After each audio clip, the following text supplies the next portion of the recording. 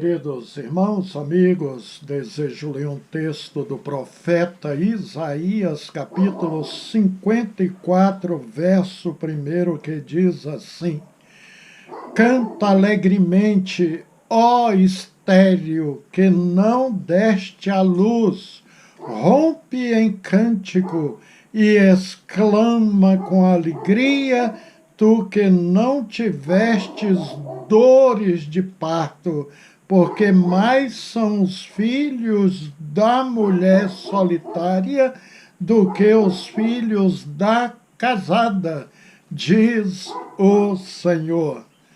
Queridos, certa feita li um artigo de um ex-jogador de futebol americano que estava passando por diversos problemas e ele recebeu de um pastor um exemplar do Novo Testamento.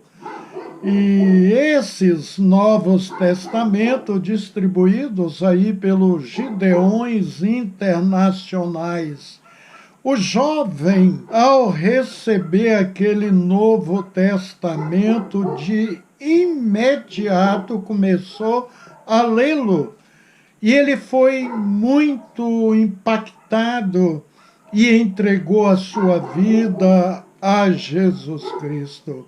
Uma semana depois, o pastor encontrou este jovem e ele foi logo dizendo: olha, pastor, já li todo o Novo Testamento, inclusive o livro de Salmos, que tem ali no final do Novo Testamento. E para a surpresa do pastor, querido, ele estava desejoso de ler a Bíblia por completo. Então o pastor lhe deu de presente um exemplar da palavra de Deus. O pastor encontrou este jovem um mês depois. Sabe o que aconteceu? Ele falou: olha, pastor, agora eu terminei a leitura do Velho Testamento, portanto, em um mês e uma semana eu li o Novo Testamento por completo, o Velho Testamento e ainda li o livro de Salmos. Queridos, o pastor ficou bastante emocionado de ver aquele jovem com a sua vida agora transformada pelo poder da palavra de Deus. O Evangelho é o poder para a salvação de todo aquele que crê. A Bíblia, sem dúvidas, é um instrumento usado por Deus para a transformação de vidas. São muitas as pessoas que sofrem agruras, vivem uma vida de solidão, de abandono, de rejeição e até de fracasso. Às vezes disfarçam, tentando passar uma imagem de pessoas felizes, mas não são. Uma vez ouvi um humorista famoso brasileiro dizendo que as pessoas têm ideia que todos os humoristas são felizes, mas não são. Ele disse que a maioria vivem uma tristeza de alma. Queridos, a palavra de Deus realmente tem o poder de mudar, de transformar vidas. E no texto que lemos, nós vemos que o profeta Isaías escreveu algo que pode representar a imensa maioria das pessoas que estão à nossa volta. Vamos ler novamente o texto. Canta alegremente, ó estéril, que não deste à luz, rompe em cântico e exclama com alegria, tu que não tivestes dores de parto, porque mais são os filhos da mulher solitária do que os filhos da casada, diz o Senhor. Esta mulher é o retrato de muita gente que conhecemos. Estão infelizes, desolados, sem paz em seus corações, e muitos se recusaram a serem ajudados, indo para o trabalho. Anos atrás, eu tive uma experiência ali terrível. Eu pude ver um grupo de pessoas reunidas na rua, no asfalto, olhando para um prédio, e ao me aproximar eu percebi uma jovem no 7º andar daquele prédio com uma perna para fora e outro para dentro do apartamento. E tinha gente dentro do apartamento conversando com ela, e ela falando bem alto: não, eu vou me jogar, minha vida é um inferno, eu sou infeliz, e ameaçava se jogar. E uma das coisas que eu fiquei impressionado é porque tinha gente na rua gritando: pula logo, pula logo. E eu, queridos, naquele momento comecei a interceder, orar, porque eu sabia que por trás daquela tentativa de suicídio estava Satanás. A Bíblia o chama de homicida e ladrão. Ele veio para matar, roubar e destruir as vidas. E aquela moça já estava para se jogar, quando um bombeiro conseguiu abraçá-la por trás e puxá-la para dentro do prédio, e ela ainda gritando, esperneando, porque queria se matar. Felizmente, o diabo, pelo menos naquele momento ali, não teve como se alegrar, porque Deus operou naquele momento. Eu acredito que o Senhor teve misericórdia daquela vida, e a partir daquele momento eu comecei a interceder por ela. Olha, querido, mas muitos têm saltado para a morte de pontes, de penhascos, de prédios, e têm também conseguido se matarem através de outros métodos, partindo para a eternidade numa situação horrível. O profeta Isaías sabia perfeitamente que não ter dado à luz nos tempos bíblicos deixava a mulher em estado de humilhação e tristeza, pois isso significava não ter cumprido a sua missão. Era tido como uma pessoa até inútil, fracassada, no sentido mais básico da vida. Ou seja, não era capaz de dar um filho ao seu marido. E naquela época de Isaías e até nos dias de Jesus, muitos maridos deixavam as suas esposas por esta simples razão de serem estéreis, e muitas delas, revoltadas com isso, tiravam também as suas vidas. Olha, queridos, para os homens daquela época era questão de honra dizer que tinha muitos filhos dentro de casa. Então, se a mulher estéril, era um drama para aqueles homens. Os irmãos conhecem a história de Sara e Ana. Eram mulheres arrasadas, sofriam muito pela condição de serem mulheres infrutíferas, ou seja, sem filhos. Felizmente, Deus curou da infertilidade, dando-lhes herdeiros, e as suas vidas mudaram extraordinariamente.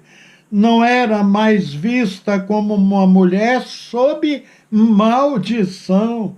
E vale ressaltar, queridos, que a infertilidade nos tempos bíblicos não remete isso a um juízo de Deus.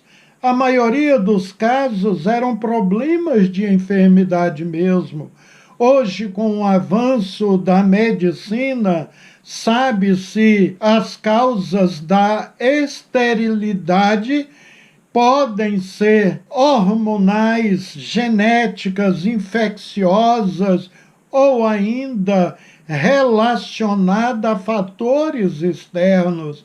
Ana e Sara, já citadas, em momento algum a Bíblia fala que foram punidas por Deus.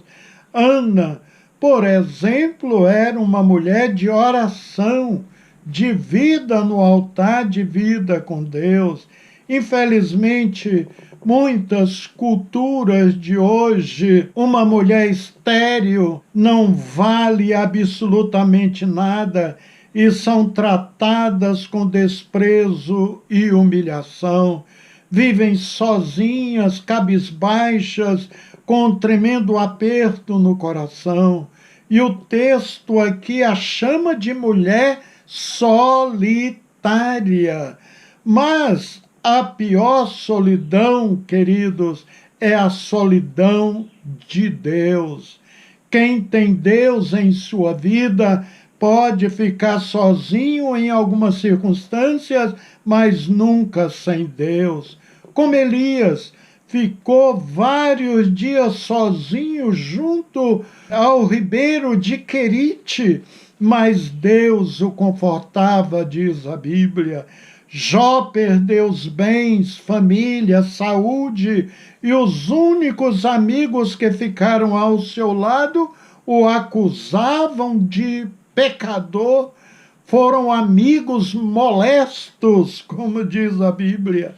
Era como se estivesse só aquele homem Jó, mas Deus era com ele também.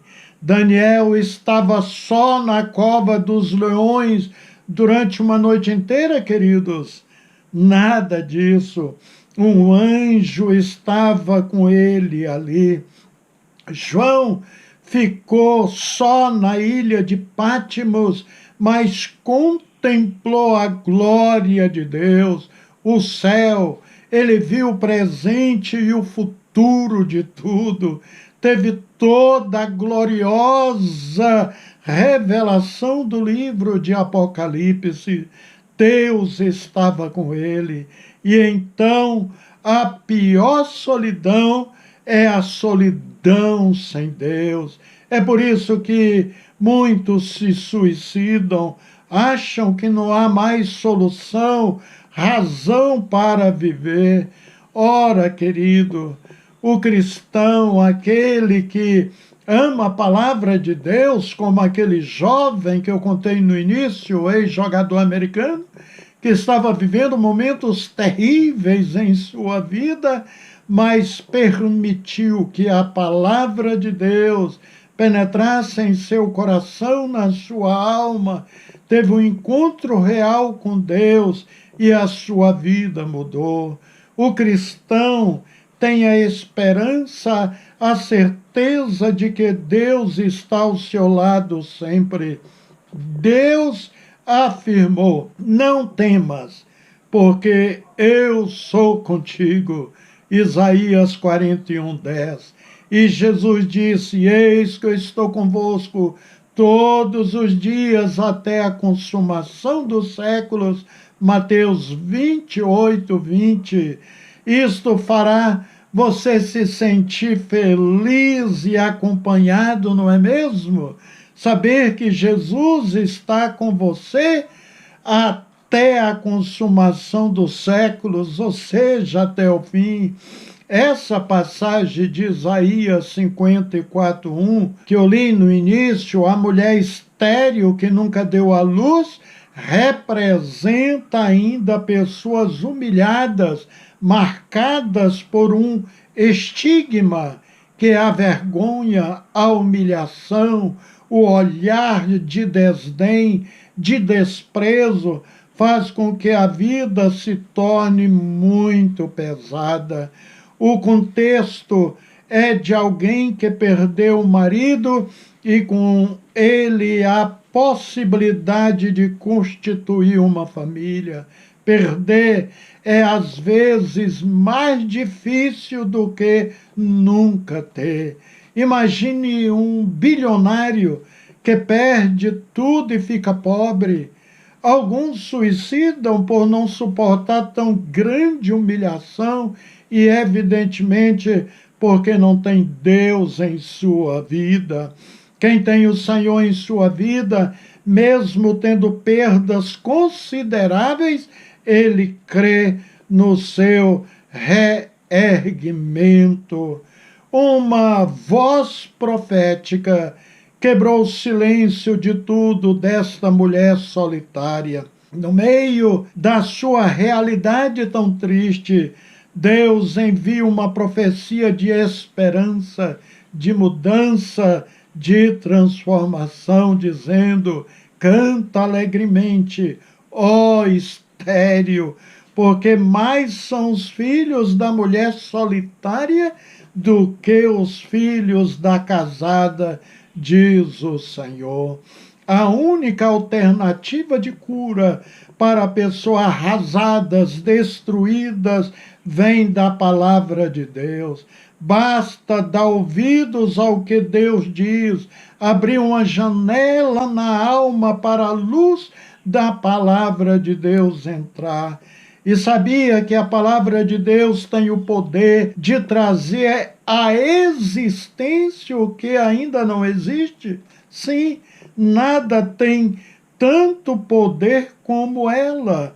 A igreja é um exemplo vivo de pessoas que saíram da desilusão para uma vida feliz, abençoada, restaurada, uma vida com Deus.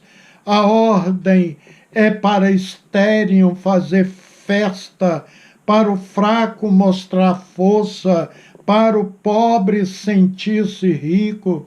Canta alegremente, ó estéril, que não deste à luz, rompe em cântico e exclama com alegria, tu que não tivestes dores de parto. Pedro e João ordenaram em nome do Senhor Jesus Cristo que um coxo na porta do templo fosse restaurado de sua paralisia. Evidentemente que todos ficaram maravilhados. Entretanto, Pedro aproveitou a grande oportunidade e pregou naquele momento e falou uma palavra para todos os povos: arrependei-vos, pois, e convertei-vos, para que sejam apagadas os vossos pecados e venham assim os tempos de refrigério pela presença do Senhor. Atos 3:19. Todos querem ser felizes, mas o pecado rompeu a estrutura da nossa vida, trouxe um estrago, roubou a paz, e para que haja transformação neste quadro, precisamos nos arrepender. E o texto fala em restaurar. Jesus veio transformar nossa vida. Diz o autor do livro aos Hebreus que a palavra penetra na divisão entre a alma e o espírito e de juntas e medulas. Hebreus 4:12. Então a palavra de Deus faz a devida restauração e promove a vida transformada. Uma vez transformado, queridos, acontece o que Paulo ensina, assim que se alguém está em Cristo, nova criatura é, e as coisas velhas já passaram, e eis que tudo se fez novo. Aleluia! Eu li 2 Coríntios 5:17. Jesus mudou a vida de Saulo, um homem temível, sanguinário, assassino, frio, maldoso, cruel, de coração duro, em um novo homem no caminho de Damasco. Jesus mudou a minha vida. Jesus mudará a sua também. Permita que Jesus venha restaurar a sua vida, querido. Às vezes pensamos em vidas restauradas só para descrentes, mas quantos crentes não estão precisando desta restauração, dessa transformação de vida? Vá aos pés do Senhor com humildade, pede ajuda e você receberá imediatamente. Amém. Oremos. Bendito e eterno Pai, a Ti a honra, a glória, os louvores devidos, só o Senhor é Deus. Nos curvamos ante a Tua face, nos ajoelhamos ante o trono de Deus, para declararmos que o Senhor é bom, que a sua misericórdia dura para sempre. Ó Deus, que a benevolência, a graça do Senhor alcance estes lares que recebem a Tua palavra neste dia, em nome de Jesus Cristo. Amém. Queridos, que Deus os abençoe ricamente até o nosso próximo encontro com a bendita graça de Jesus.